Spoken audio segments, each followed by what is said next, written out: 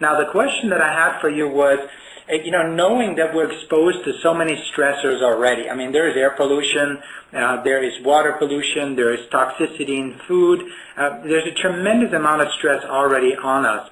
Would you say that electropollution, being one of those spokes on the wheel, or the Wi-Fi access that we all on one hand enjoy, but on the other hand is that additional stressor that kind of may tip the scales for us from a stress perspective and from a human toxicity perspective, that that is what puts us over the edge? Is that possible? Well, Alfred, I think it's worse than that. Because, you see, all of those other stressors, all of those environmental exposures, we're able to develop compensations for those. Our immune system is able to respond to them, and our nervous system is able to respond to them. But what we have here with the Wi-Fi and the damage from the information-carrying radio waves is that our immune system becomes compromised. So the information-carrying radio waves, the Wi-Fi type of exposure, is more serious than one of the spokes in the wheel, because it makes these young children more susceptible to all of those other stressors, all of those other exposures. And to make matters worse, Alfred, is that we have now, in the Safe Wireless Initiative, been doing testing in schools around the world. We have Safe Wireless Initiative branches now in the United Kingdom, in Ireland, in Canada, also in Channel Island of Jersey, and when we look at the amounts of information-carrying radio waves in those schools, it is interesting that because of the construction of most of these schools, schools have an interesting construction because it's public construction. Usually it's less expensive construction. There's a lot of metal. There are a lot of metal walls. And what happens is that the information-carrying radio waves, the dangerous waves, become trapped in the schools. The schools actually become resonant cavities. So the exposures in the schools from Wi-Fi are greater because those information-carrying radio waves cannot get out.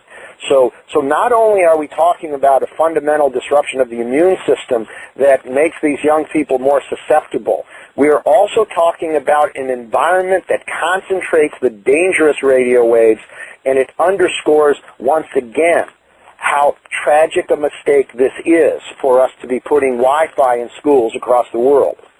Well, what I find very interesting about this discussion, Dr. Kahlo, is not only when looking at the angle of the students, but also looking at the angle from the teachers and the professors.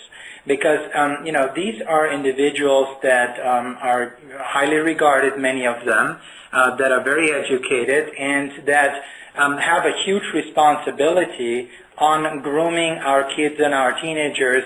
They spend oftentimes more time with our kids and teenagers than the parents do. So let's talk a little bit about, I know we talked about kids and teenagers, but also from the aspect of a teacher, meaning an adult being exposed for an extended period of time to this information-carrying radio waves and to that type of stressor. What do you think from a behavioral pattern perspective, from a focus pattern perspective, what can we expect there? What do you anticipate happening to these individuals that have such a large responsibility to educate our youth? Well, a couple of things come to mind, Alfred. The first is that most of these teachers are in these schools for many, many, many years.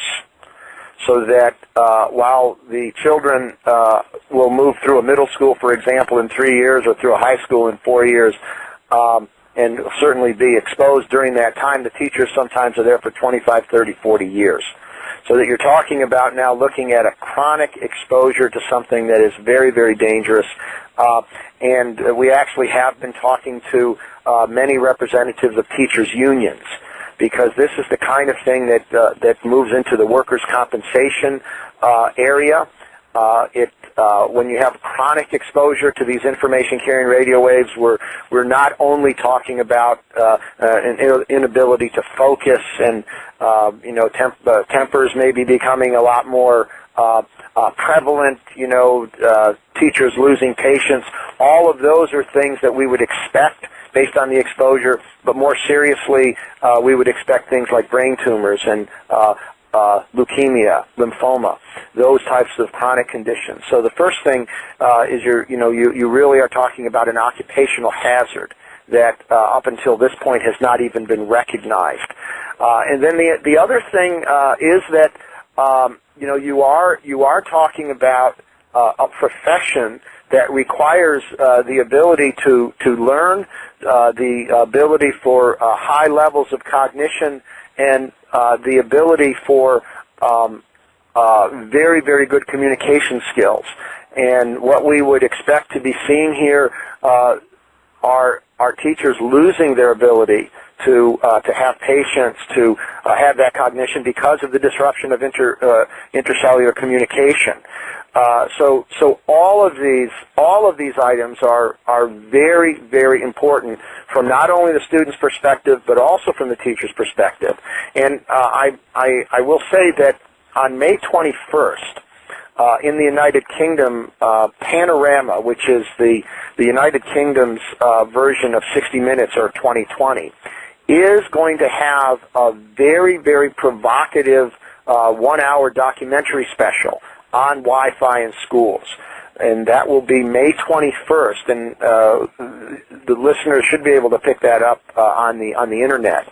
And what's important is that I know I have participated in this documentary, and they will be covering all of these angles: the teacher angle, the student angle, the fact that many of the conditions that we would expect from the information-carrying radio waves, difficulty sleeping, unexplained anxiety, difficulties in focus, those are symptoms that most people would not even recognize as symptoms.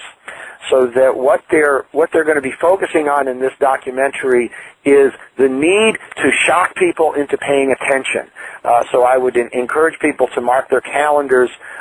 This is going to be a very, very important, very important program. And Alfred, back to your earlier point, it's interesting that something like this comes out of Europe. It doesn't come out of the United States. We have had, for example, many opportunities in the Safe Wireless Initiative to work with schools, and invariably, every time there is somebody on the school board who is tied to one of the cell phone companies, on the board of trustees of private schools, and the next thing you know, the whole effort is shut down.